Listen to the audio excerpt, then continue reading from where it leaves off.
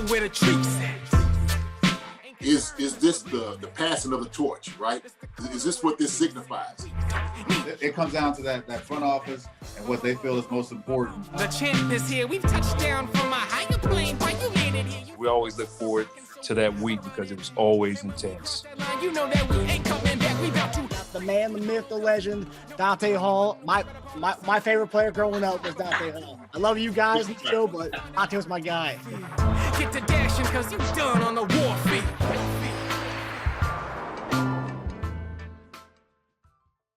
This episode of Chief Concerns is brought to you by BetOnline.AG. Our partners at BetOnline continue to be the number one source for all your sports betting needs and sports info.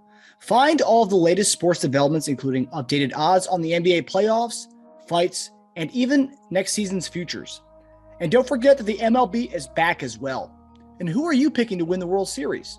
I'm picking the Royals, but I don't think that's going to work out, but we'll see. BetOnline is your continued source for all your sports wagering needs, including live betting and your favorite Vegas casino and poker games. It's super easy to get started, so head to the website today or use your mobile device to join and use our promo code BELIEVE. That's BLEAV to receive your 50% welcome bonus on your first deposit. BetOnline, where the game starts. Hey there, Marcus Dash here, co-host of Chief Concerns. At the conclusion of this episode, please make sure to like and subscribe to our podcast right here on YouTube. And for all you listeners out there, please be sure to give us a 5-star review on any of the platforms you use to listen to us. I want to thank you all for listening to us throughout the season, and we look forward to engaging with you all throughout the offseason. Enjoy the episode. Hey guys, welcome to another episode of Chief Concerns. I'm here with our guy, former tight end Jason Dunn, and tonight we have special guest and guest host and a friend of the show and a former Chiefs safety, Jarrad Page. Jarrad, how you doing, buddy? Yeah, how you doing, man? How you doing, fellas? What's up, brother? What's up? Mm-hmm. Draft week. I think everyone's excited about this week, and I know a lot of Chief fans out there. Depending on the kind of fan you are, a lot of Chief fans are nervous. I think I don't get it, but a lot of people are out there are nervous that Veach is going to somehow blow this. But with 12 picks, you can't really. It's tough. It's going to be tough for him to blow a draft with 12 picks coming up. It's going to be exciting to see where a lot of these guys, the young guys, end up. And we have a whole show kind of talking about the draft. So before we get to that, though, on Twitter, JD, you had a question from one of our followers asking who was the toughest DN you've ever had to block. And Jarrad, I want to ask you the same. Who was the toughest tight end you ever had to guard during a game or cover? So floor is yours, guys. Wow. Okay, so and I said, man, that's a great question. That's a tough question. Because when I tell you, man, when I go through like the who's who of defensive ends and outside linebackers, I mean, I'm talking about, we're talking about a 12-year career dealing with guys. And I'm talking about and I'll go through some just Reggie White, Bruce Smith, like I said, the whole Bills defense, Kevin Green, Greg Lloyd, to the new guys, Trevor Price, let me see, Sean Merriman, Sean Phillips. I mean, you talking about, oh my gosh. I mean, I could just go on and on. Charles Haley. I mean, Michael Strahan. The whole defense. I'm talking like that whole era of guys, and I'm talking about guys that are in. Like, if you start looking at the top defensive ends that's ever played in the game, that's in the Hall of Fame, I probably have more than the majority of those guys I blocked. Let me put it that way. Okay, so that's tough, man. That's a hard question to really answer. But I will say this: what was always hard is when they took the defensive tackles and try to push them out there to the 5 or 9 every once in a while. Now that's always the hard part. Every time we got those headbangers, man, like Eric Swan. Eric Swan was one of them. I don't know if y'all remember Eric Swan, man, for Arizona Cardinals. Okay, he was back in the day. Eric Swan didn't play he didn't play college football, and he was a prop. Comes in, ends up playing like a small, football, whatever, league or something like that, making $50. Well, they go and get him. He gets drafted, comes in, signs the biggest contract with the Arizona Cardinals at the time, and man. He was a heavy load. So, man, saying that, man, it was really tough. But I will say this. This is one story. I'm going to tell this real good story. So we're playing, I don't know if I told this or not, but we're playing Pittsburgh Steelers, right? I got Kevin Green and Greg Lloyd, okay, on either side of me. So I go from one side to the left to the next, and I got Greg Lloyd in front of me. Now, Greg Lloyd is not really a big guy, okay, but he was always muscles, big dude. He was like an 8th degree black belt. And I remember we was going through the cadence. And so when you go through the cadence, you can kind of hear everything out there because, everything's on point. So I remember they was going through the cadence like, damn, said, and I heard Greg Lloyd go, like in a karate stance. I'm sitting there like, oh, shit. Like, in my mind, I'm like, this sucker's about to throw like a right cross in my throat or something like that. But he got in that karate stance, real nice Bruce Lee.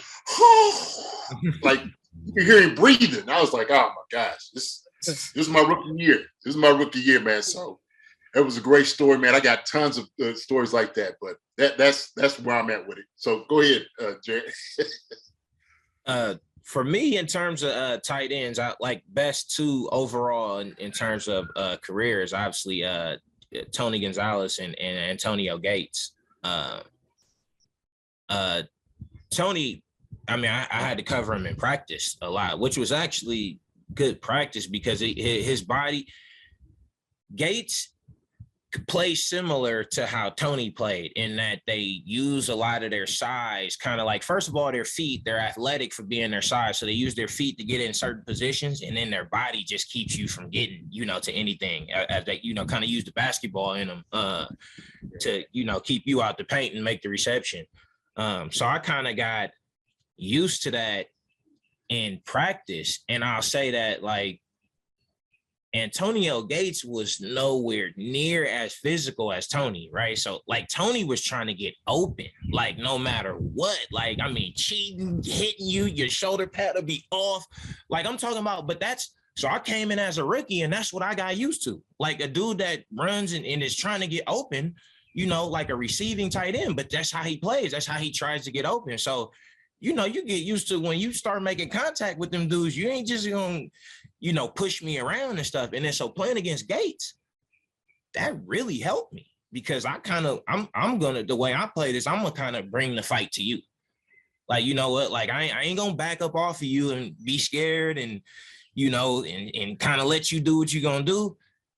You're going to have to earn it. Like, I'm going to get up on you. And I've been used to somebody, hitting me all down the field and hitting me in my side and all these things, running routes.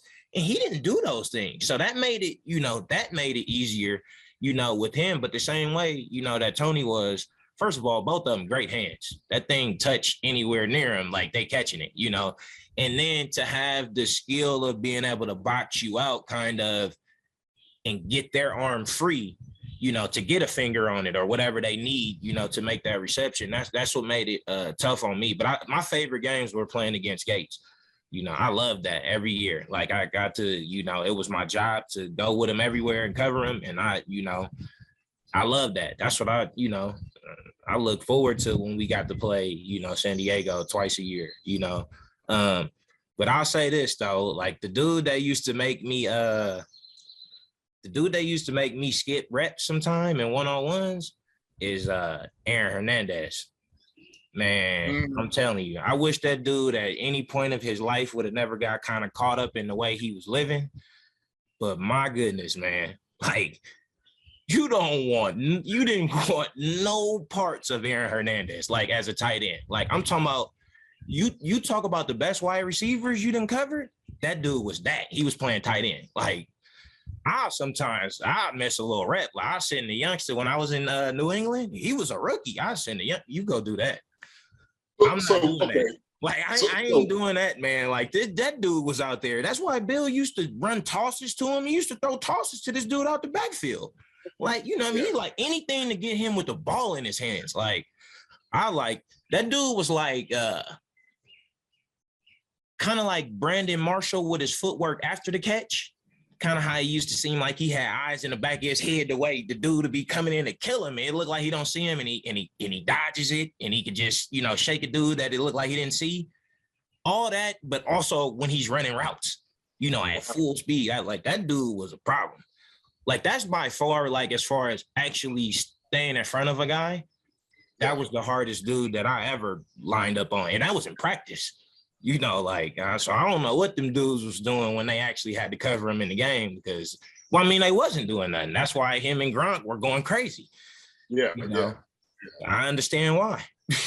Interesting, man. That's interesting. I like that. I like you talk to anybody that was there playing DB, during that time, and they'll tell you. So Aaron was a problem for a corner, and that was a problem for a safety, and the linebacker had no chance. Wow.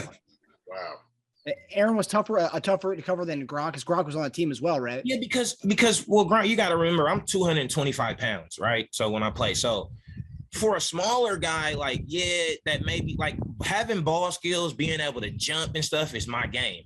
So I want the ball to kind of go up and it be like a jumping match, even if you are 6'7", or us to be physical and do that type of Aaron's different because you're locked in inside the box in a game where you're trying to be more physical with a bigger body, but he's turning it into a receiver versus cornerback thing.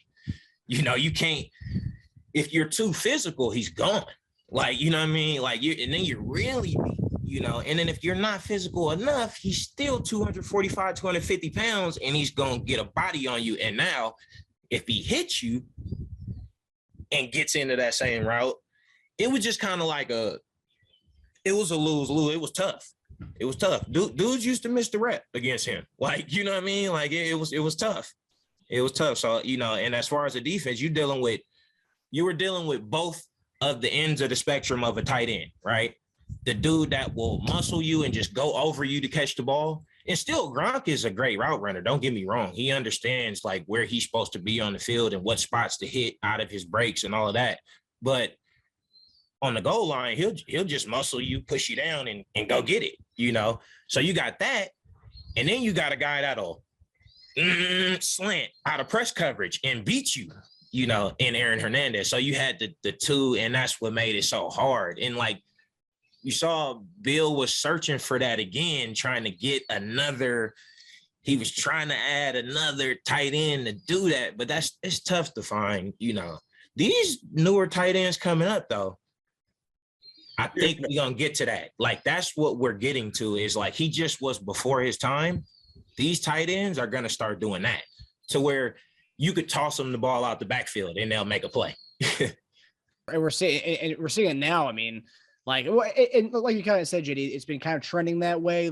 Delaney Walker was kind of a little bit of that. You said, they thought John Smith was going to be a lot like Hernandez, and obviously I think he had an injury bug last year, so there's still a chance they can do with the Hunter Henry and Jonnu. But it's crazy how these athletes are just lining up a tight end now. These not to say that the athletes, they weren't athletes before, JD. Of course.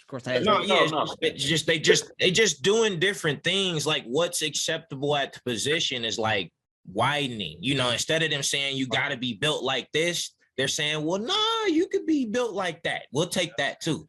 And so now they're just expanding the position. There's more people that are available to play the position, and you're going to see changes anytime you do that. You're going to start to see people doing things at the position that you haven't really seen before because it's more people. Right. How wonderful that have been for me coming out of college to know something like that. I remember when I came out, I was 245, and my coach was like, "Man, you gotta gain weight.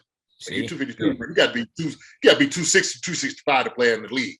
You know what I'm saying? It was always you got to get more weight on you to block the guys. When I'm blocking a Reggie White, or I'm blocking, like I said, Bruce Smith or somebody, Charles Haley, all those guys, Willie McGinnis. You got to be, them jokers is 265. So you better have some lead in your tail. You know what I mean? Yeah. Hold on for dear life. If you don't, you're going to get thrown out the club. And then, you get thrown out the club, and you're going to get thrown off the team. So that's how it works. Nah, it's good. Yep. Though. Mm-hmm. And I'm sure there's gonna be someone in this draft who's gonna be the guy, this kind of Hernandez that we're talking about. So that leads us to the draft.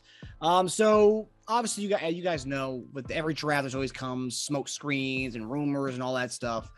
So a big rumor that's been kind of circulating for the last few days here, since yesterday really, is that the Bears are looking to move off of Robert Quinn. They want a draft pick for him. And obviously, edge has been something that we've talked about, getting a veteran edge or maybe draft a rookie edge. But this Robert Quinn has 3 years left on his contract. He's coming off an 18.5 sack season, which I did not realize he had 18.5 sacks last year. Insane. So yeah, he's got 3 years left on his deal, about $13 million a year left on his 3 years. And then James Bradberry, cornerback that we've been interested in for some time now. The Giants are looking to move him on draft weekend. And they're looking for anything between a 4th or 5th round. That's been kind of the number there. And then for Robert Quinn, apparently the trade that would be able to do would be a 3rd round pick. Some are saying our 103rd pick. So the question to you guys is, of the 2 veterans we're interested in, which of these would you want us to pursue? And I guess the question comes down to is, would you rather have a veteran edge and a rookie cornerback, or a rookie edge rookie edge and a veteran cornerback, or vice versa? So which one does it come down to as far as what this team needs? Well, go ahead, JD. All right. Well, first off, I don't think the Bears will do it. I don't, but they might. I kind of looked on the news to check it out, and they were saying like, nah, look, it may be a smoke screen, but we're like, look, we're far away from doing this. But to answer your question, man, that's a really good question. Bradberry, for on this team, if you have a guy like him, okay, who's an all-pro corner, and because of what we're dealing with in our division, okay, I think that guy like that makes a lot of sense. And here's why: because he's a younger guy, he's got a lot of football ahead of him, and I think you can get a lot out of this guy because of, like I said, who you have to contend with. You got Devontae Adams, Jerry Jeudy, Cortland Sutton. I mean, you got guys on the other side that we got to contend with. You know what I'm saying? Week after week. Not to mention who's in the AFC. And so we're thinking like, okay, if it's same scenario, we had to go through Buffalo. Then who you got at Buffalo, you had to contend with. Then you're talking about, the Bengals, who you had to continue with the Bengals. And so you're thinking about long term, you get a guy that's going to be able to lock these guys down, at least give, I'm talking about being a physical type of guy that gives some great competition, against these receivers. I mean, seriously, we used to just talking about Lamborghinis and whatnot. This is what we had to contend with in the NFL right now, because these guys out there are out here willing to catch the football, and they're going to throw it to him. The guys throwing the ball to him is, Russell Wilson, Derek Carr, Justin Herbert, all these guys. So we know what we had to deal with in the AFC. And so when I'm thinking about that, why not get a guy like that here? Now, not saying anything about Robert Quinn. I had no idea he had 18.5 sacks. I had no idea. But also what it tells me is, kind of looking to it, he had other guys around him, though. You got to have other guys for him to get 18.5 sacks. You know what I'm saying? Robert Quinn's kind of long, long in the tooth. He's an older guy. Can you get 18.5 out of him this year? Don't know. I know. Look, I'm looking at his stats. He had 2 sacks the year before, so he was getting back healthy. I remember the past few years before that, he was hurt. I think it's why Robert Quinn wasn't really paying attention to him. He was just a name that was kind of going from here, Cowboys, Rams, and different places like that. And he was kind of like here, he get hurt, but then all of a sudden he shows up with 18.5. So, hey man, good for him. I don't know. It depends on what works for us, realistically, as far as like what you're giving up. If you get a 3rd round pick for Robert Quinn, maybe. I don't know. Bradberry is going to cost us a little bit more. But that's my argument as far as like get a younger guy here that plays corner. Then you have to worry about it in the draft. You could, at least concentrate on other positions. So that's where I'm at. Yeah, I think the way I feel is, I guess all things being equal, say the Chiefs can't move in the draft at all. Let's say they can't do that. If they can't do that, being that I think the team is so ready, like they're ready to win. It's not like they gotta go out and,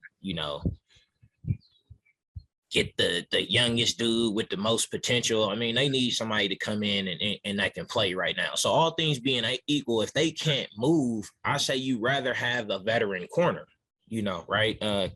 Considering some of the plays that we gave up, to end the season are due to not having a veteran out there in the secondary, too. So just not saying that they solve every problem. I'm not saying that, but just just the cohesiveness of a unit when you got people out there that are kind of talking before things happen. It's not a whole lot of mix up where guys get running one way and got to stop and try to go back another way to cover it. It don't happen as much when the more kind of, veteran players you get that been in some high leverage situations that perform out there at a high level, they kind of get it together. We get on the same page and you'll be able to talk to each other and we're not going to have these mistakes, so that's important. Then again, with that being said, the dudes that are throwing these dudes the ball are a problem too, so getting more pressure on them is something you want to do. But I think the Chiefs can generate pressure, and from where they draft can probably get somebody to help them add to that, a young dude that they can come in and probably just allow him to rush the passer, put him in situations where that's what he does. At the end of the first round, you can do that. Now, if they able to get up there and get like any one of them, the corners, like the kid from Washington, like McDuffie, or, obviously Stingley way up there, Gardner way up there. If they could do that, yes, do that. Like, because those type of guys, I don't care if they're young or not, get those dudes, get those dudes. As long as you know that they character is something that you can put them out there and they won't be a deer in headlights. They won't miss a blink, because you can talk to kids and tell how kind of their demeanor of how they going to accept the challenge of being like this professional athlete now, and you could tell the guys that are going to step right in and kind of just get to it. And then you can also kind of see sometime when there's going to be some apprehension. I didn't really like Booth as much at Clemson this year. To say like move picks to go get them, and if you could get a younger pass rusher and then make a trade, and you saying they only want a 4th or a 5th for Bradberry, which is less than they want for Quinn, you could do that where we're drafting without having to move much. You move one pick, get you a veteran corner, still have that pick, the 3rd round pick and the pick at the end of the first to do some other things when you can get a edge rusher. But like I said, if you can move up to get one of those top corners, I would. Like I definitely would. I don't really see how that's possible, but if it was, I would. It's a premier position if you can get a high level talent at that position. We were kind of talking about like in last week we did a segment with the draft, right? And in the first round, I took a corner with the 29th pick. I took Gary Elam from Florida. Yeah, Florida. Man, physical guy. To me, that strategic thinking, what you want to do as far as like to me, that's what I'm thinking. Like if this is the best guy available, you got to take a guy like that, because you don't know what you're going to get on the back end. Look, everybody talks about, Beach has been able to do, more with less, getting guys later on. But that may not always be the best policy, dealing with this. Like I said, especially we out here, you got, Bugattis and all of this running around. You know what I mean? Like you said, you don't know if the lights are too big for certain guys. Right. But guys that I know has been going against probably the best, like the SEC. Those guys that probably going against the best, like Jamar Chase, he's seen him, the year before that. Like, yeah, get a guy in here who's seen some things like that before, who's ready, who come in, step in. They already got that dog in them to go out there and compete. But I know it's kind of a little contention there. People didn't know with a corner. I'm like, look, man, we got to get somebody. You got to have a top guy. I mean, because we need that, and that's what I'm saying. Like, I for sure say, like, I wouldn't care if the corner's young at all. If you move up there and get one of those top 3 dudes, like, man, that's huge on the other side of the ball. Having that over there is bigger than people understand. It's a dude that's like a movable object. That dude always over there. No matter what that offense wants to do, that dude is over there. Or wherever you send your guy, that guy is there. So whatever you want to do, you got to deal with him all day. And when you don't have that guy, offenses are a lot more, they're free, as in how we want to run things. We don't need to scheme it up to get, to certain spots on the field, because anybody will do. We'll just do it on any of you guys, but when you have that guy, now the coordinator staying up to figure out, all right, he's going to follow you. He's got to figure out how to work in a different space or how to scheme him up. That's fine. You want guys to do that every week. Like the going and getting another veteran pass rusher, I don't think will keep anybody up at night about the Chiefs. You know, they know they're going to be able to work up some pressure anyway. I think where they're going to try to attack us is in the secondary, you know. And so if you can move any picks, you know, let it be for that, you know, for corner, you know, rather than trying to do edge rusher. You got a bunch of picks, man. You can get that figured out. You can get a pass rush specialist if that's what we want, you know. Right. I'm laughing because I just always remember meetings when we would do the scatter report and how coaches would talk about a corner. Like, oh, this guy right here, we're going to eat his lunch today. He's easy. They look, such and such had 6 catches for 100-something yards getting him last week. We going for 10 for 200.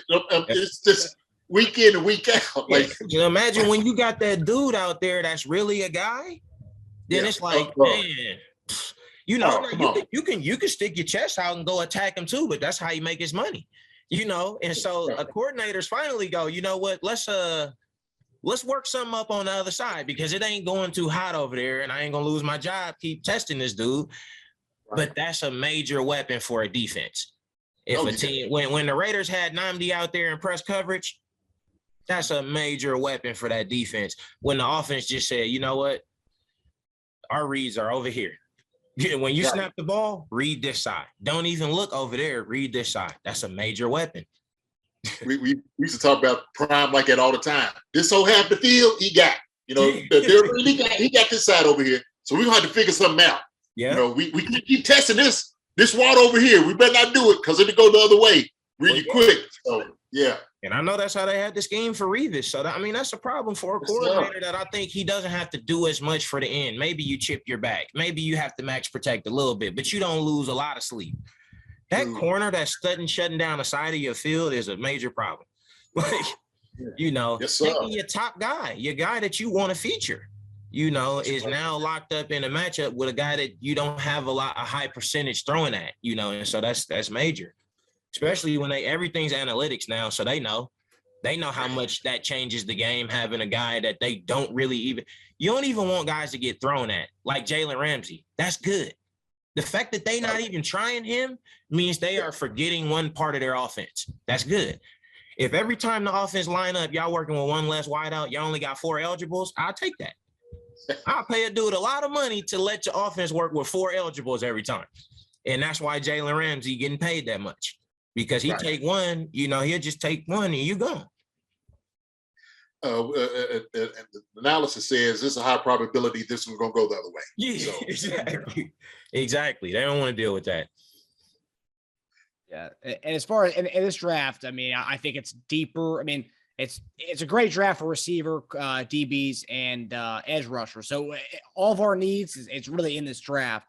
But I think to your point, you can find edge rushers. I think after the first few edge rushers, there's kind of like this range where you can get the same kind of guy grade wise, and based on the analysis I've read, you get the same kind of guy from picks 28 to picks, like 70. So for a while but there's a big drop off with quarterbacks where there's the first 5 and there's a little bit of a drop off, and then the rest of the guys. So yeah, I mean, like the mock draft you had last week, the Kyer Elam. I think if he's there at 29, I think why not? You go him and you go with the edge rusher with the 30th pick, or best receiver available with the 30th pick. I mean, yeah. And look, I'm gonna say this because reality is, like we were just talking about, the game changing to being a more passing league. It's the same thing. You're gonna have better pass rushes because that's all you want a guy to do, right? Because they're dropping back now 40 or 50 times a game. And so guys are going to specialize in going to go get the football. And so, like, look, the drop off, like you said, look, if this guy can still rush and get pressure on the guy, cool. We can live with that all day long. I think, getting enough guys here for the rotation is where we need to kind of like plant our flag at too. You know what I mean? Because I think it was part of our problem because we just didn't really you get pressure, but then all of a sudden, like the next guys that were coming in, wasn't really generating that pressure like you really wanted. That was the issue. That was a problem. Well, yeah, with corner, kind of what I was talking about. Like I definitely, like, if you want to move any picks, let it be to try to move up to get like one of those top corners. maybe if you can't even get, because if you can't get probably inside the top 10, you can't get Stingley anymore. And Gardner probably be gone before him. So, but, there's still McDuffie. There still is Booth there, and all the talent's there and footwork, and all that stuff. So you just got to see. I just didn't like how he held up as much, when he was the man, that was my only concern there, which is kind of like one of the things that I say you want to kind of see that, like, when you're the guy, like what can we kind of expect, from you week in and week out. And, it wasn't the greatest, it also wasn't horrible either, but, so corner, I would say stay there. As far as the edge rushers, like I was saying with the guys who specialize in rushing the passer and stuff like that, I mean, as a scout, there's a bunch of stuff that they can go. These teams get private workouts, man. Like, I could have a dude out here that's been rushing the passer, might be a little bit on the smaller side. Man, I can have this dude out here dropping curl to flat, seeing how he's playing the ball and all this stuff. Now I got a dude I can run these exotic zone blitzes with, and these people was overlooking this kid. This kid could catch the ball. He dropping out here curl to flat. He could break on the curl. He going in the flat route. I got him breaking down. I can use that, and I can get that later because nobody else knows that. Because he just been running around the tackle going to do this, and they might not realize that this kid can do all this other stuff. Well, that's how you can find a guy and get this guy who some of these guys, they might start as a gadget guy and end up being $100 million dude one day, because that type of stuff, especially the way the game is going, but I think it's easier to find that guy than to go work out a corner and see something that you just had missed. You know what I'm saying? Like you're not really going to just see something with a corner that you just missed. Like, it shows up no matter who they're guarding. They could be playing at wherever they playing at, Wyoming, Grand Valley, Canyon State. They could be playing there. And when they line up, there's certain things that they do that you're going to see no matter who they're guarding. You're going to be like, oh, man, this dude, look how quick he is out of his pedal off the ball. Like you could just see things. Like it doesn't matter where they are. An edge rusher could be different because some of these dudes, what they do is just get after the quarterback, and some of their game, you don't even get to see it. You don't know that you could line the dude up at outside linebacker for real, and do some things with him. And that makes them way more valuable when you start getting the third down and stuff. And now the offense goes, well, dang, we don't know where the blitz may come from because that dude with his in that 2-point stance on the edge could possibly be part of the coverage, or he's coming. He's either screaming off that edge or he could be part of the coverage, but it's one more thing for the quarterback to need to see. Like, you know what I mean? And figure out. And I think you can find those guys later than those top tier guys like that you want to do that with. Kind of from these top tier schools, everybody knows about the guys, everybody knows about the pass rushers that run the 4.4s, and they went to, the Georgias and the Texas A&Ms. They gonna find them, they cost a lot. But, you can find guys with that same athleticism and same ability. Really, like they're just their skill level, their coordination level, their ball skills. That's big, man. Any player, give me a player with some ball skills. I don't care if he play D tackle. I like it. If he 350 and he catch the ball and stuff, I like that better than a dude that can't. Like, it's good. It's good. Like, their coordination is on a level that's better than people that can't do that type of stuff. Now, this conversation kind of ties into our next topic. So with rumors and the smoke screens that have been going on. So today, it doubled down. So yesterday, Albert Bree reported that the Chiefs are trying to trade up, talking to teams to get into the 20s. And then today, doubled down. Jeff Darlington on ESPN said that he knows for a fact that the Chiefs are going to make a trade tomorrow. It might be for a point where we go to the 20s and then make another trade to get into the teens. So to see what's going on there. Now, every person who's mocked this out has said if the Chiefs are going to trade up, it's going to be for a receiver, right? Every one of it. It hasn't been to go get a cornerback. It hasn't been to go get an edge rusher. It's always been a receiver. Now, I guess two-part question here. One is, if we are going to trade up to get a player, are you guys okay with it being a receiver? I guess it depends who it is. But now, Or, and something I've seen a lot of Chiefs fans pissed off that we are even thinking about trading up to get a receiver.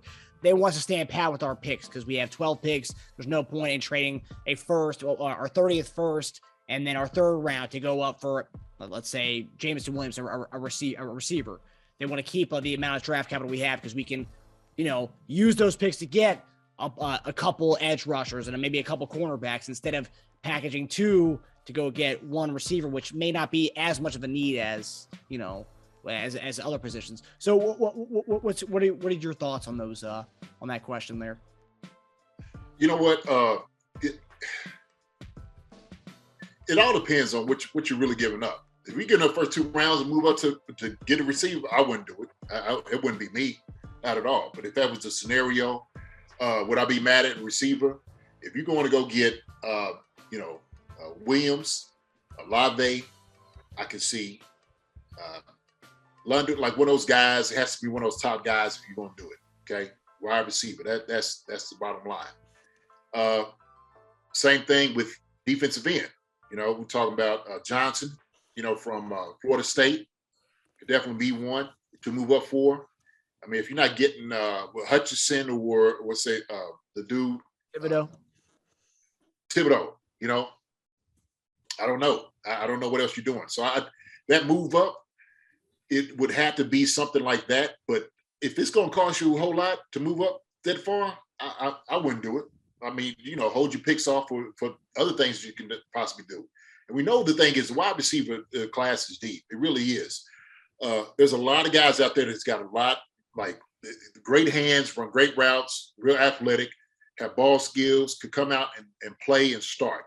You're going to start seeing these guys going off the board in the first and second rounds. You're going to really, like I'm telling you, it's going to be an absolute, fire sale. Like wide receivers just going. And teams need them. Teams need wide receivers. They do. Because now what they're seeing is all these other wide receivers with these new contracts are they paying out of market. We want one of these suckers right over here for the bargain price. You know what I mean? Million. Come on now. Come on. 100 million. Yeah. Teams are like, look, we're looking for something. Let's go on, use this up, utilize it for this amount of time, get a rookie contract. After that happens, let them go for the big contract. See you later. We'll look for the next dude. I mean, to me, that's what makes sense. So, that's a whole different conversation, with the whole market, what it's going to do. But I just think, man, my wide receiver, you do it's got to be one of the top guys, wide receiver, and top 3 defensive ends. Other than that, it don't make any sense to move up. Yeah, it's funny that they're talking about wide receiver because like I say, I feel like corner, but the one guy that I do like if they get to the teens is Olave. Like I feel like that's the type of player that I'm talking about when I talk about the end that can do everything. This dude that can rush the passer, drop in the zone, catch the ball there if he got to make an interception, strip the ball from the quarterback, pick it up, running in for a TD. A dude that can just shift them back off the ball, make them run pass. Like that's on the defensive end. Olave is a dude like that at receiver that you could do that with. Line him up at running back. You could do whatever with that dude. Just get him the ball, get him in the space, give him a game plan to let him go out there and play football. So I really do like him playing with Mahomes. Like that's great. Like JD said, like it's a dude that might end up costing $100 million down the road, but you get him for them first 4 or 5 years, just, to be able to be that weapon. So I do like him a lot. Although I think that a veteran corner will really help them a lot more on the other side of the ball. Cause I think Mahomes can make some people better too, but I really do like Olave. The second thing I'll say though, on when I talk about those guys, what I think Olave could do in that offense and how many different things I think, how he creates the problem for the defense because he can attack you so many ways.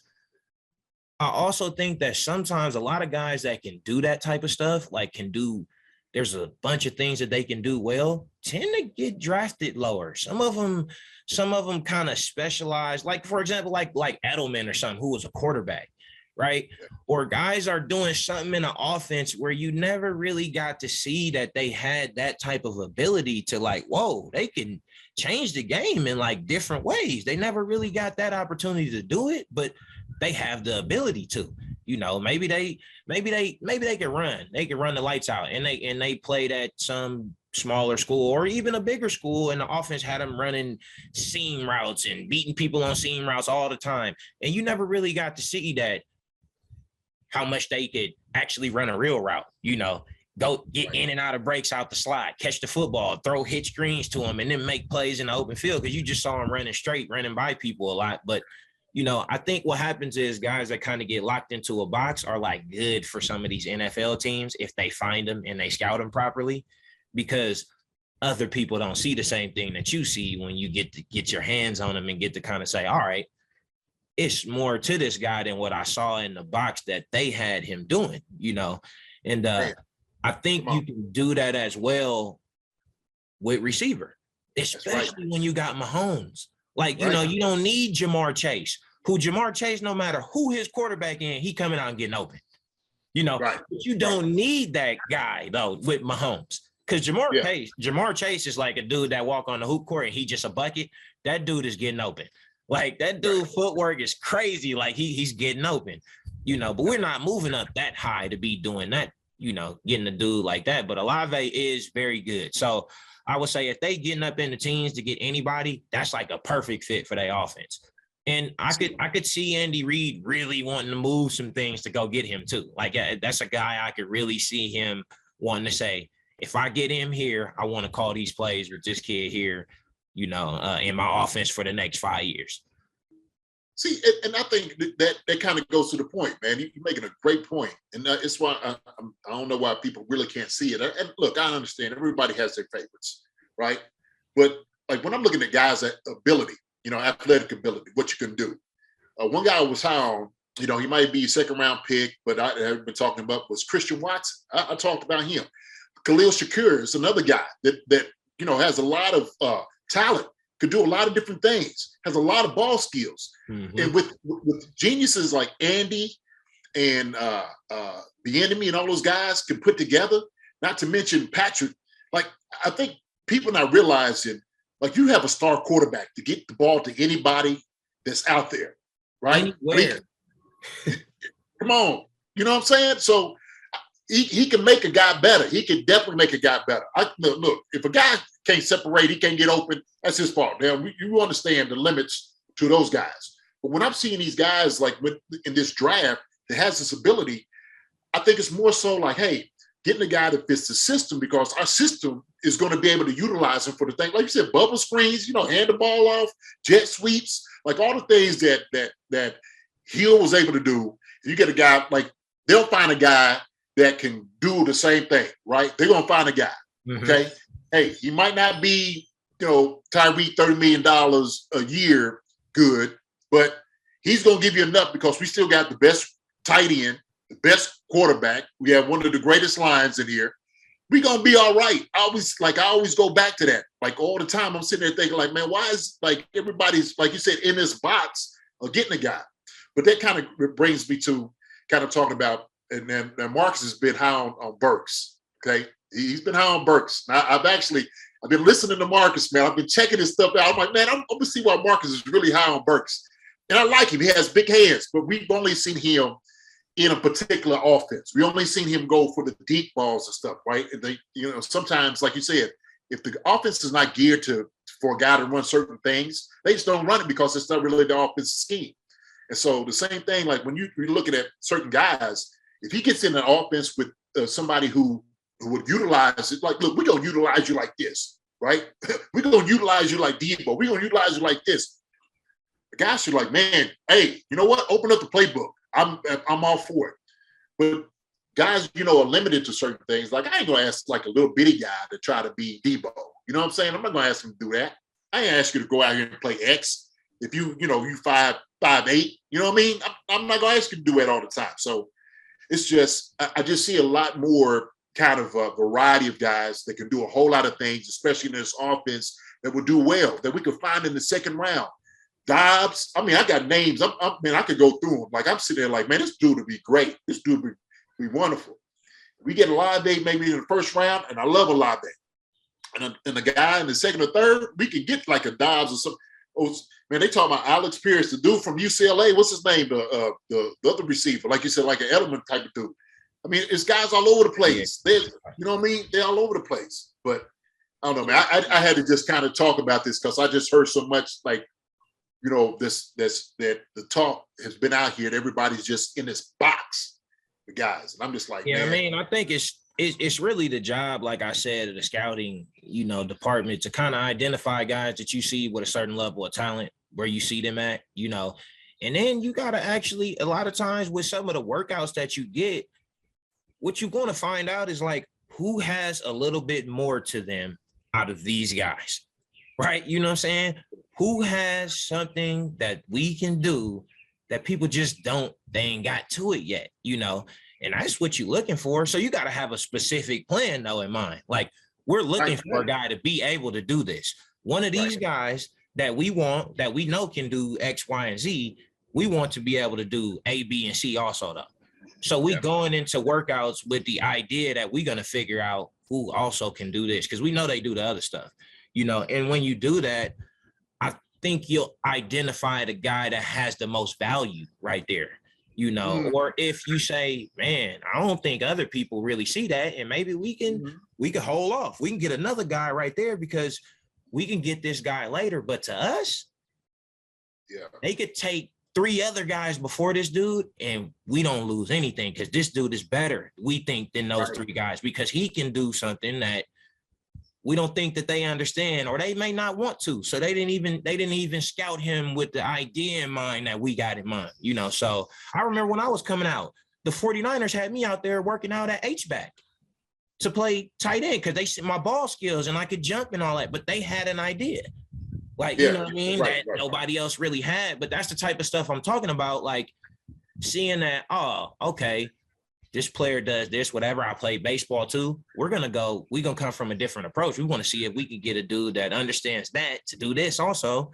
And now we got something different, you know. And I felt like they did that with Delaney. They took a receiver and said, no. We're going to get you this H-back, this hybrid tight end, and that's what we're going to do with you. And they did that with Delaney.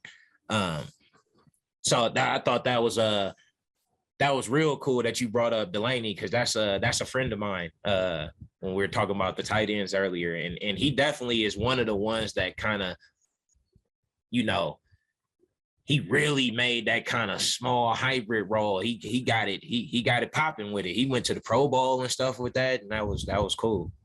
So he was a receiver before they moved to the tight end. In college, he went to Central Missouri State. He was just a big receiver. You know, he's 6'1", like 230 wind up at receiver in college.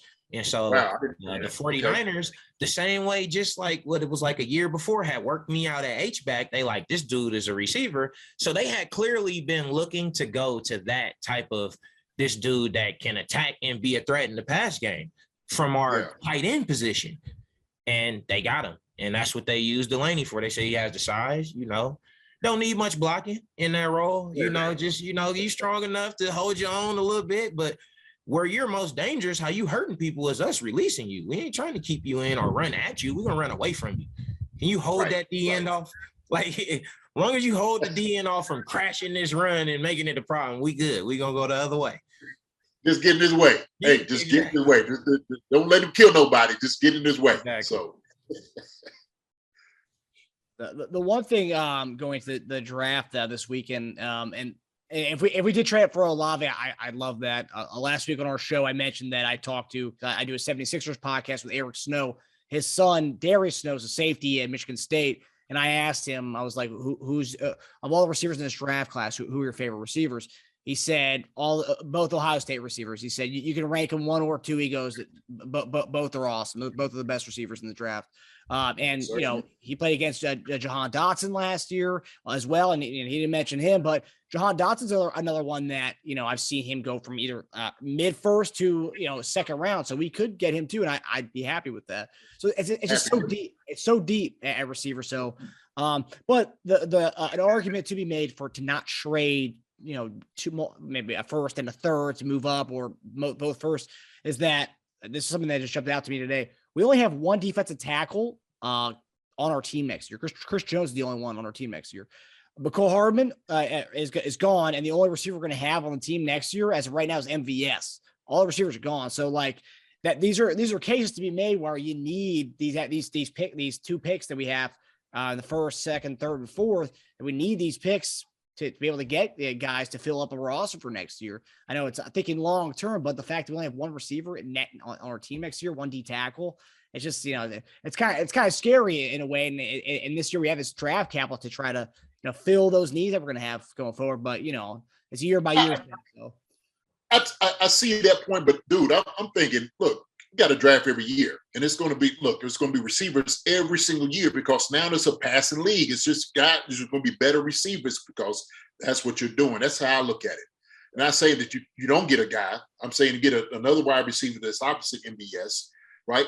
Hey, you know what? It might work out with Juju. You know what I'm saying? Mecole, it might work out with him. We don't know. And so maybe Juju doesn't hit you over the head for $20 million. You know what I'm saying? Juju like, look, I might go ahead and just do, the 10 or 12 or something like that for a few years. So if we win in championships, to me, that makes sense.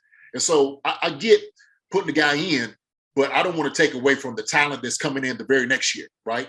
Because as long as you got 15 back there throwing the ball to you, hey, we set that. That's who you want. That's who you're pulling around that guy. And so 15 is going to get the ball to those guys who's out there in the system.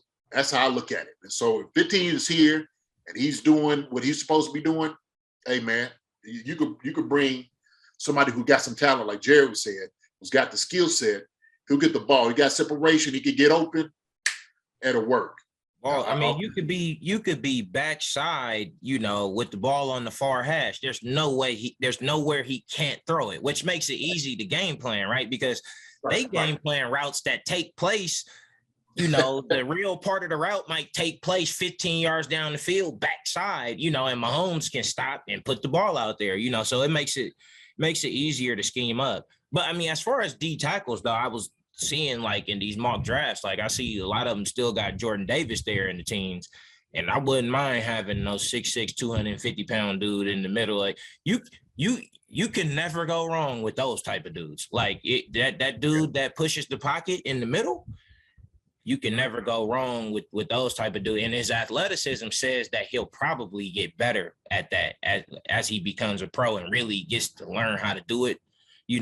He'll probably get better at getting to that passer, but just that body, man, that's a dude that we automatic double team. It's not even a question that his rookie year, they're going to have to double him. And if he could really be what his athleticism shows that he can be, they're going to have to double him and throw a little something on him, from the backside as they get off, because dude will be a problem. So, I know if they do go up there, if Olave's there, they probably want that, but it's something to be said for having, 6'6", 250 running a 4.7 in the middle of your defensive line for the next 5 years, that helps a lot, and even helps Frank Clark, because you want to push things out there to your fast DNs that'll beat a tackle off the edge, who the tackle is, all he's trying to do is run them around the pocket, but when there is no pocket, that quarterback ends up right there in that path that tackle wants to keep, that DN rushing. He wants to keep him on that path.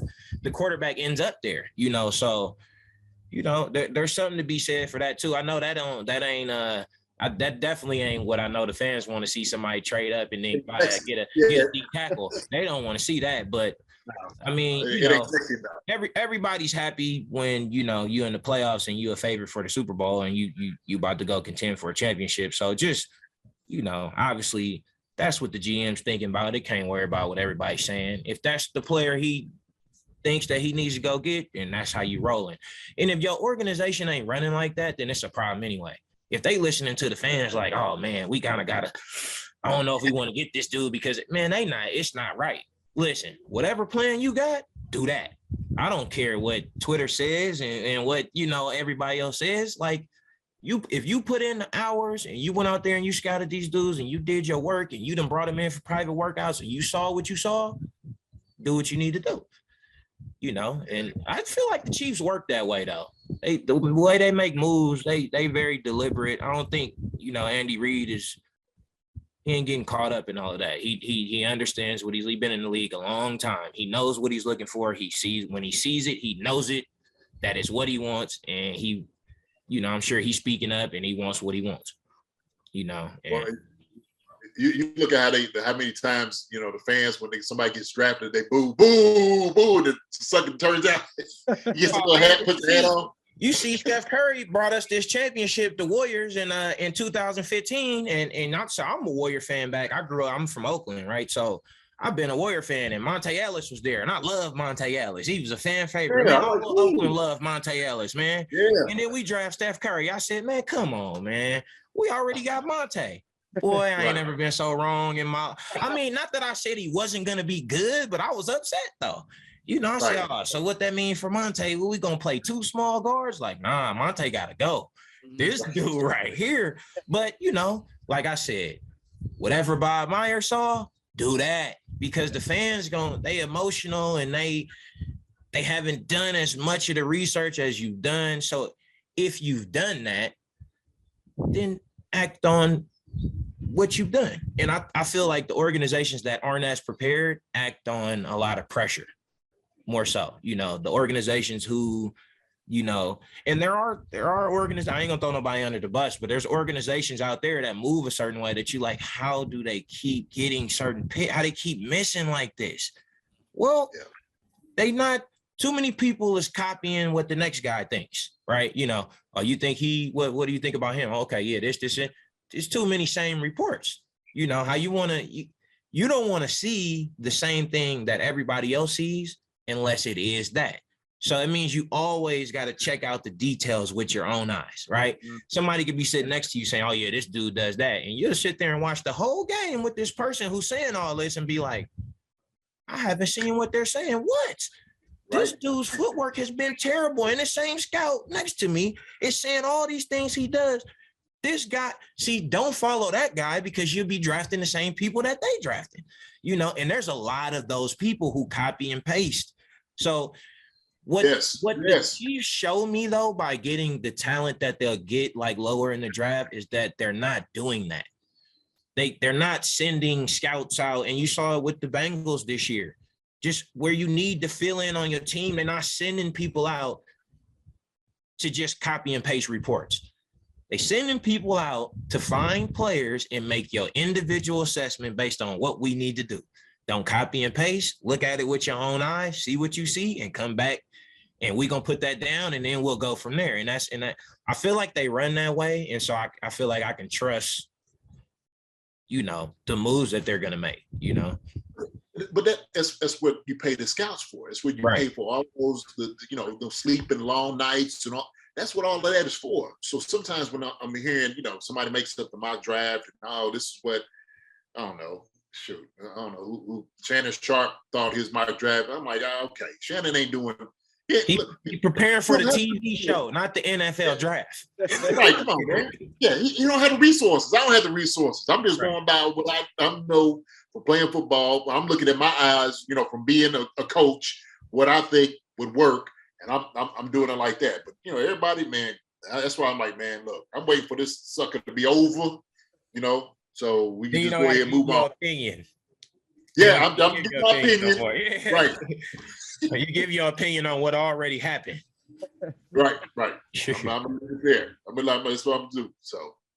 Well, and it's funny too to see how many of these experts out there think they know a lot about football. It's like Mike Florio, Pro Football Talk.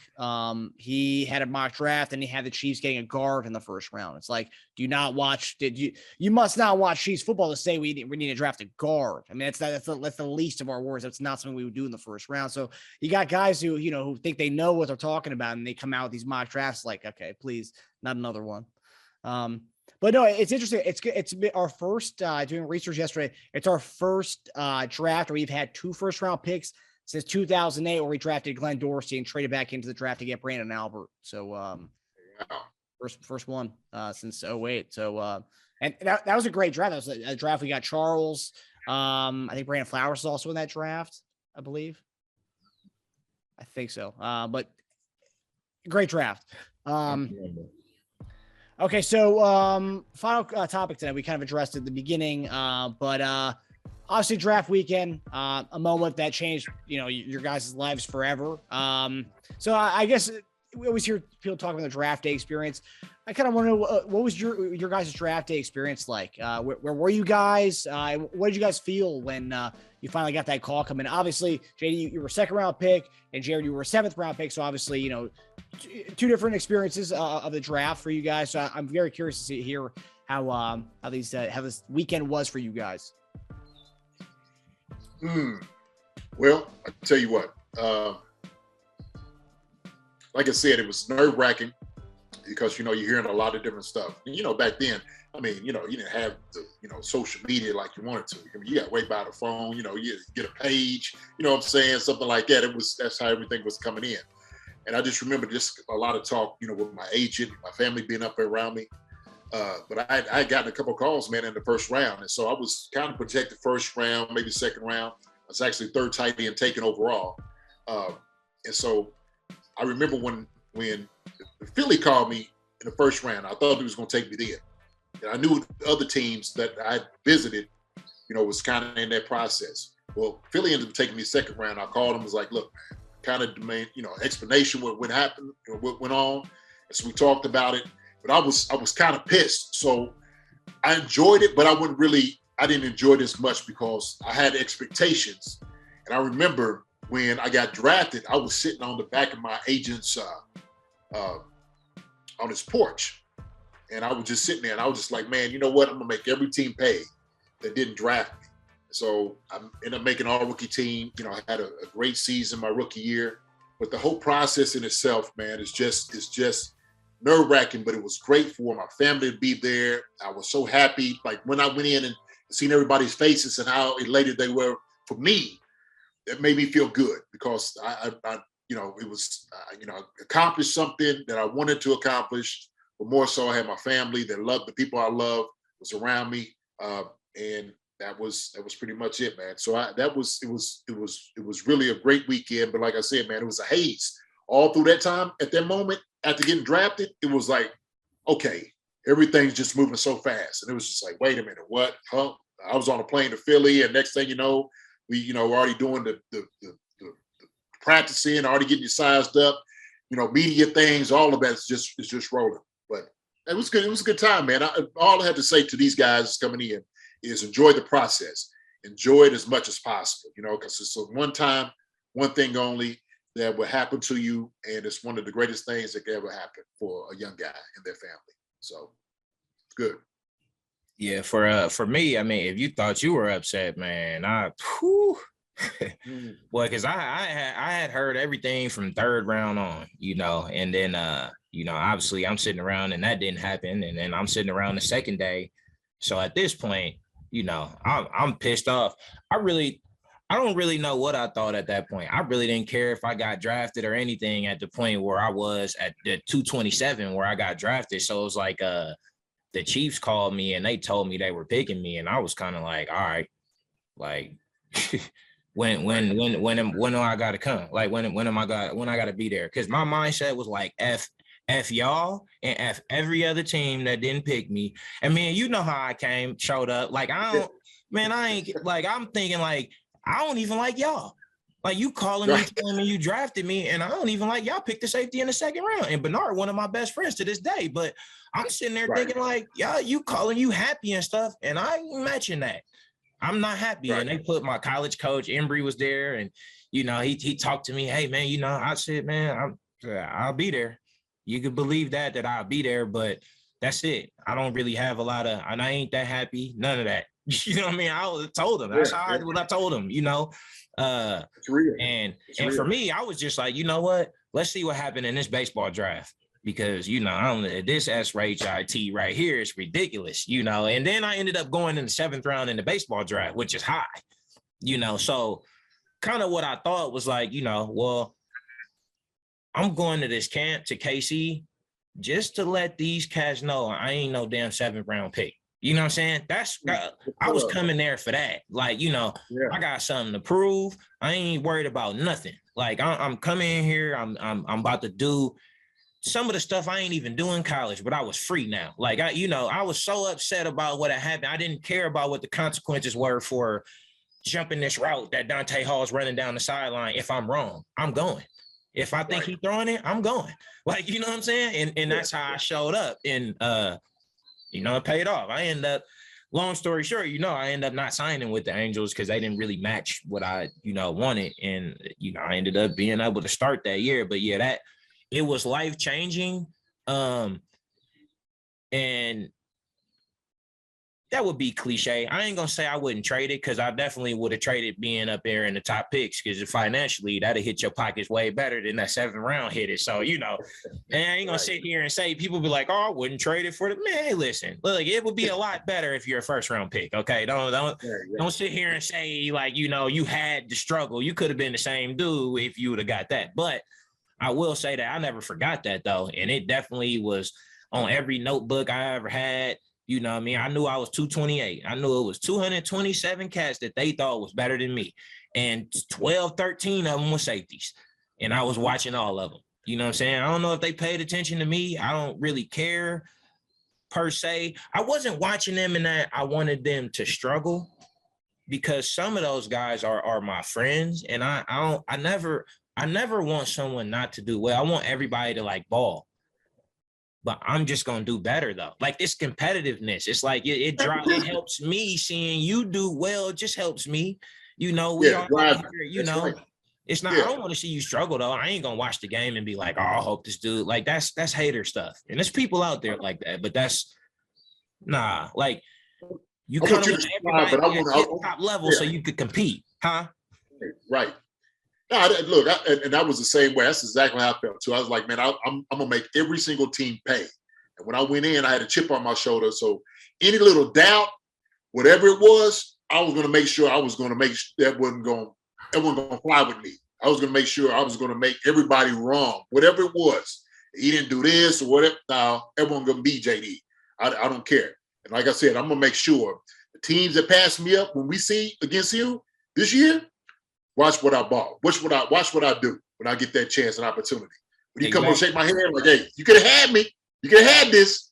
Could have had that though. But, I mean, some of them dudes, I didn't even want to shake their hands, man. Like, you know what I mean? Like, some of the dudes that talked to me and I knew they told me, it was like, because when I came out, some of the stuff was like, oh, he's big. You don't know if he just move. I ain't met a dude my first 4 years in the league I couldn't cover. I might have been 230 pounds, but there's never been a guy lined up again that I'm like, oh, I can't cover. Now, about year 5 after I tore that calf and everything, it started being hard that big and still moving like that, but before that, man, right. Like, because the corners used to be like, man, I used to play corner in practice sometime in KC. When was there?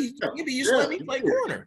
Like, I'm like, whatever y'all thought, I was one of those players that was asked to play strong safety in college because of my size.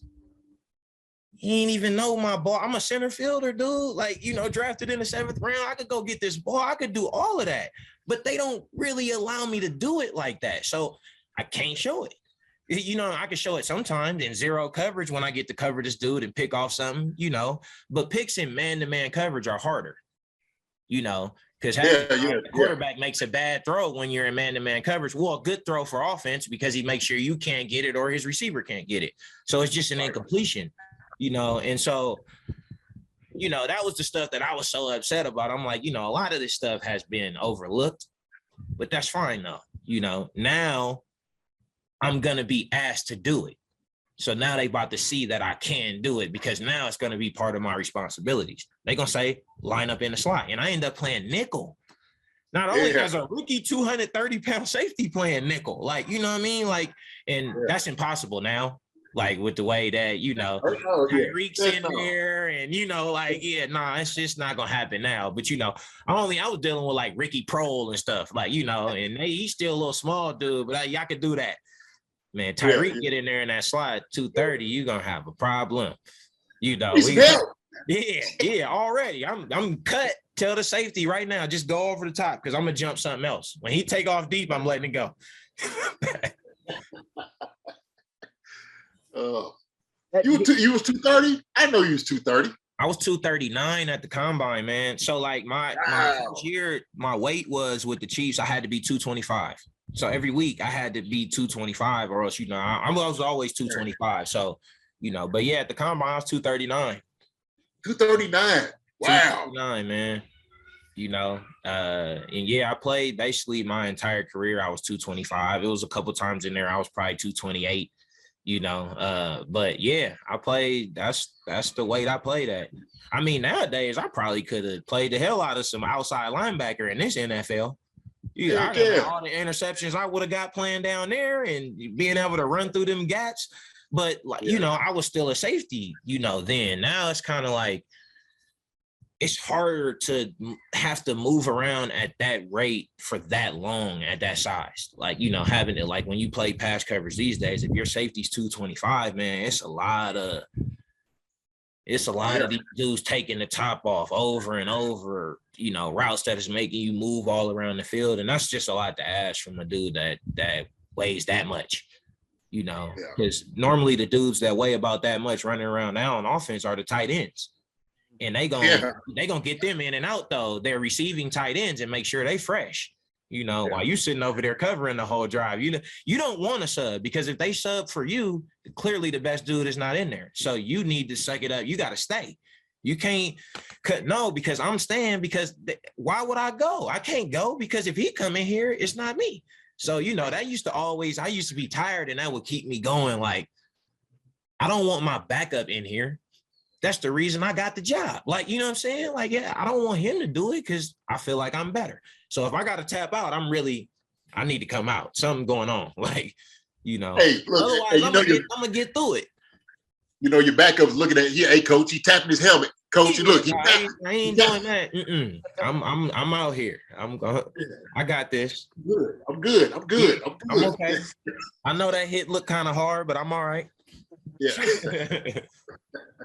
Now, Jarrad, you said you thought you're going to go anywhere from third to seventh round, or third round on. So were you watching the draft for the entirety?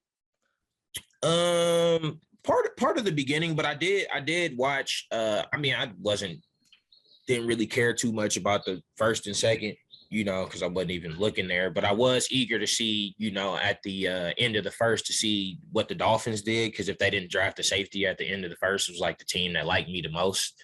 And so they drafted Jason Allen though at the end of the first round. So I was like, once they got him, that was kind of the team that's the team I thought was going to take me in the third. But they told me that they liked Jason Allen, and because he got hurt, he was still there when they picked. Otherwise he would have been gone. But he had blew his knee out in college and was having to come back, so he was still there, and they took him. So at that point, I just really didn't know. Like, I ain't Green Bay. Like, I hadn't even talked to Kansas City. So I ain't, I had no clue, that they were even in the mix.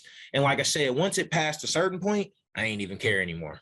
Like, I just knew that wherever I was going to go to play, I was going to for sure be there. And it wasn't going to be any limitations as far as on my mind as what I was there to do. Like, I wasn't going to be scared of nothing. That's what I knew. Once I got through and then the fifth round was going through, I said, okay. It was just like I was through. I still watched it though, because I wanted to see them names go across. You know what I mean? I probably had a couple of tears in my eyes, but I was like, that's okay. Wherever it is, they gonna see. And then I was like, and then I'll probably just bounce out of there and go play baseball, just to let them know though. But then I didn't end up doing that. I did that 7 years later. I did do that, but I didn't do it. I kind of thought that that's what I was going to do out of college, just go play baseball. But it worked out how it worked out when I got to KC, and I saw an opportunity there that I decided to stick with. I'm trying to think, who was that quarterback that ended up going baseball, but he was like a top Drew Henson. Drew Henson. Oh, yes. Drew Henson, yeah. Mm-hmm. Third baseman. Yeah. And I remember Drew I seen his story, and it was like, wow, okay. And he went baseball route, and ended up coming back, to football. He said he wished it was almost the other way. He's like, man, I wish I went ahead and went football as opposed to baseball. I mean, what I tell my son, like, just in case he ain't started playing tackle football yet, but I didn't start till I was a freshman, so I ain't gonna let him start until then. But like I told him, when it comes down to it, like just pick the one that you kind of love the most first, that kind of holds the most. Because for me, that was baseball.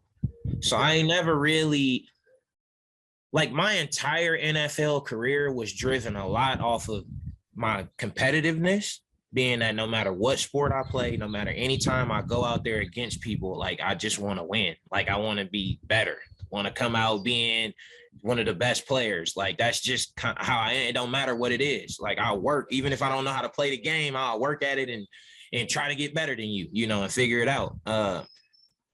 And so a lot of it was driven by that. And the fact that them dudes drafted me 228, like, which I never forgot.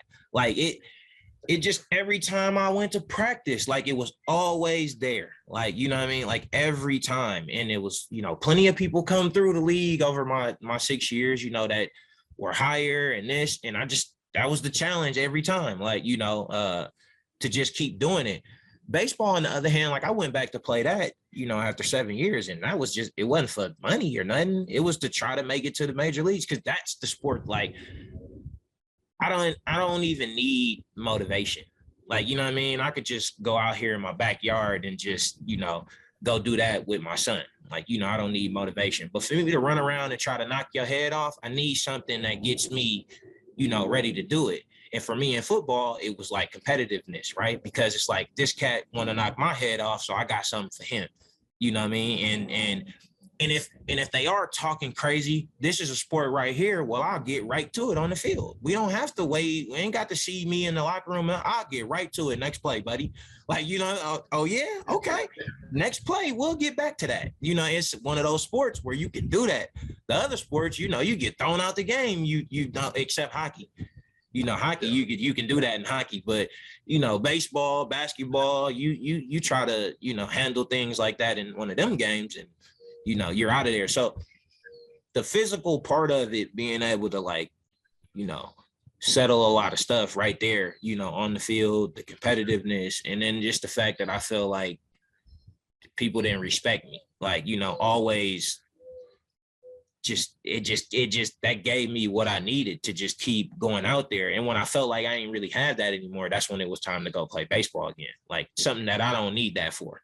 Like, I don't need that. I just go out here. Like, the competitiveness is still there, because that's the same no matter what I play. But I just kind of, I enjoy the game more though. Like, spending all the time I had to spend when I was there in spring training, getting there early in the morning, staying there 2 hours after hitting, and stuff. Shout out to Jock Peterson, because I was doing that with him, and now he been playing, what is he, like year 8 now, man? He's balling with the Giants now too. But yeah, like, that type of stuff didn't bother me. Like, it was more, that type of stuff seemed like more work when it was football than it did when it was baseball. And maybe it was because it was new and it was something I got to after spending all those years doing something else. So, I got back to it. But yeah, I always tell my son, like, man, whatever that one is right there, that you don't need a whole lot extra, to just push you to do everything you can do in it. That's the one. Take it from me as a Chiefs fan. I'm very happy we drafted both. Well, not you, JD. We picked you up, but Jarrad, I was really happy that we were able to get you. I know still to this day, a lot of people talk about in 2006 Madden, how you were like, 7th round pick. You were like I guess maybe a 70 or 68 overall, but like, for some reason you play Madden like you were like a 90 or something. I think your awareness or something must be like a 95 or something. Because I don't know, man, but I used to play with myself on Madden back then and like build myself up into a little all pro. That was about the last time. I really didn't play Madden too much though. Once I got to the NFL, it was like I used to play college and Madden, and that was all I ever played. Then I got to the league and I played it for like 1 year. And then I played other games. Just like, man, you go to work every day. Yeah. And then you figure out like, oh, it's like, yeah, it's work. My friends would be like, oh, was it this? I'm like, no, y'all don't understand. When I tell you we go up there in the morning and leave like, in the late afternoon, I mean, like in between that, it ain't much like other stuff than football. Yeah, there's some lunch. There's 20 minutes outside of this meeting to go out to practice. There's 35 minutes to do something after practice, eat, whatever that, and then it's more meetings. Like, it doesn't. I don't think my friends and stuff didn't understand that at first. Like, nah, it ain't no 9 to 5. Yeah, it ain't like that. Nah. No, it's an all day event. It's all day, and if you want to be good, it's longer than that. Like, and not to mention, like the toll it takes on the body. That's another thing. Like being in, like the hot, the tub and the ice in your knees and the arms and everything down, getting stem work, like all those different things. So it goes into it, right? And so, yeah, that's why I don't think people, when I hear people ask me, like, do you miss it? I'm like, I miss the locker room. I miss playing on Sundays. But all that other stuff, they can have. They keep all that, man. They keep all the. I could not miss going to that locker knowing I got to put on these full pads to go out here to practice. I don't miss anything about that. Like, there's nothing about that I'm like, oh, I just missed those days. Nah, like my back hurt now. Just like when I think about like how that used to feel on some of the, and then Kansas City is the worst because it's like you got 100-some degrees with humidity in the summer, but then they gonna double back with the -6 in the winter. It's like, how can we get both of these? Like, at least Miami deals with one. They don't get the other one. Like, how you in a place we get both? I'm like, oh, man, they double right back on. I remember the first time, because I didn't wear gloves in college. I just take my fingers, you know what I mean? And it started getting cold. And it went from, like, my first time, like my rookie year was, like, it went from being, like, 30-something to, like, single digits, like, over a couple days, right? Like, it was, like, a cold chills, like, windy and stuff. And so I still haven't been wearing gloves, even though it's getting down here 40s and all of that. I'm still, so I remember I come out the house one day, I'm going to the truck and it's like hurting. When I walked outside, it was hurting. Like it was so cold. It hurt like my ears and stuff. So I'm like, I put my hood on, I hopped in the car and I looked at the thing and the thing said 3. I said, oh no, it's 3 degrees. Like, and I'm from California. Man. So I done been in this same place. It was 100 degrees when I came here for rookie camp, right? And it was humid and all this stuff. And I'm going to work and it's 3 degrees. And so I went out there at practice. I said, I got my fingers taped, whatever. And we doing ball drills and bam, they keep hitting my hands. And I'm like, oh no. Yeah. Told Gibby, I got to go into the equipment room. Went in there in the equipment room, got me some gloves. I wore gloves ever since that day. Because even when it got warm, I had gotten so used to them, like I never took them off. But that's the 3 degrees in KC is what got me in gloves. Like, man, I had never felt nothing like that. Like I never had felt cold, like hurt. Like it was the first time I had been anywhere where it could be cold enough that it would hurt, And I remember my ears and my nose, like how it felt when I walked out. Like, nah. It's a different level of I wasn't used to looking at the weather. That Kansas City made me kind of like get used to checking my little phone and see what the weather was going to be because I've been in California and that was it, right? And so everywhere you wake up, it could be raining, it could be cold today, but that means in the 50s, like you know what I mean. It could be warmer tomorrow, like up in the 90s, but it's all like whatever you could deal with. I never walked outside and it hurt. I'm like, yeah, I need to kind of be aware of what I'm doing when I come out the house in the morning because it could be a problem outside. So, yeah, that's what KC did for me. And then everywhere I played seemed to be cold. Nowhere as cold as KC, though. Philly wasn't as cold. New England wasn't as cold. And Minnesota wasn't as cold. None of them touched when I was there. None of them touched the temperatures that KC touched when I was in KC. I mean, KC... I think we played a game against the Dolphins and they said like the wind chill was like -31 or something. It was like game against the Dolphins that was like 9-7. The field was like frozen. You know that in the Arrowhead where it freeze, be a rock. Like they said the wind chill was like -30 something. I'm like, yeah, nah. Nowhere I played after that got like that, But yeah, KC is a special place though, man. Like, you get a little bit of both elements, all them fans there. That's what I like the most about getting there is just kind of like the fans. Like the fans didn't care nothing about me being a 7th round pick. Like, and you feel that too. Like that kind of the love from them. Like we don't care nothing about that. Like if you can do that, as long like they don't care, And so I felt that and that was cool. transitioning into that. But really, it was just a chip on my shoulder since draft day that powered me through, everything. And they got a starter in the 7th round pick. They got a starter in the 7th round pick. You know what I'm saying? I mean, how can you not be happy at that? You know what I mean? Yeah. For real. Yeah. And I think, and sometimes so my perspective, like when you came in, like we don't really know what guys are picked at and stuff. You know what I'm saying? We just like when you're already in the league, you just kind of you don't you follow get it a like champion. that. You know who's on. Right. And so when you were starting, and I'm thinking you probably our first, top 3 picks. You know what I'm saying? I mean, for real. I mean, that's how you're thinking a guy who's starting is projected. That's how it is, 1st, 2nd, or 3rd round. That's where he is. Right. He's that guy. So, you played up, man, and that's, man, hats off to you because it's just a testament about what type of competitor you are. You know what I'm saying? The mindset and how you said that on that stage, being able to come out there with that mindset, that is 100% true. And that's you. Yeah. You know what I'm saying? So there ain't no 7th pick. It don't matter where they pick you at. It's about where you respond and what you do when you're out there, man. So you being a starter, that's a 1st, 3rd round pick all day long. I don't care how anybody else slices it. You know what I mean? Yeah. Sure. And as the weekend right here, well, a lot of these guys will get that edge in some way, whether you are the number 3 pick, number 2 pick, 7th round pick, guys are going to find their edge as they move forward in their careers. So, all right, fellas. Well, that does it for us. Thanks for tuning in to Chief Concerns. I hope everyone got a little bit of, some firsthand experience of what these guys go through during draft weekend. Fans, everyone's got their own thing they're nervous about, and then obviously you guys have your own things to be nervous about during draft weekend and things to think about. So it was a great episode, Jarrad. It was awesome having you back on, man. We'd love to have you back on again, man. Appreciate it, man. Thanks for having me, guys. Appreciate it, my brother, man. Much love to you, man. Hey. Take care of your sons and your family out there, man. Keep that bat in their hand. I know you're gonna get them tight. Yes, sir. We're gonna get them right. Yeah. They ain't gonna be walking around here with back problems like they daddy, man. Nah, we ain't gonna do that. We're gonna avoid those. We're gonna take a detour. Yeah. Right. Sure. All right, my brother. All right, Take it easy, guys. Okay. Hi, everybody. Thanks for watching. Subscribe here to get the latest from the show. Also, be sure to check out the best clips from Chief Concerns. And if you prefer to listen to the show, subscribe and follow us on Apple Podcasts, Spotify, and anywhere else you get podcasts.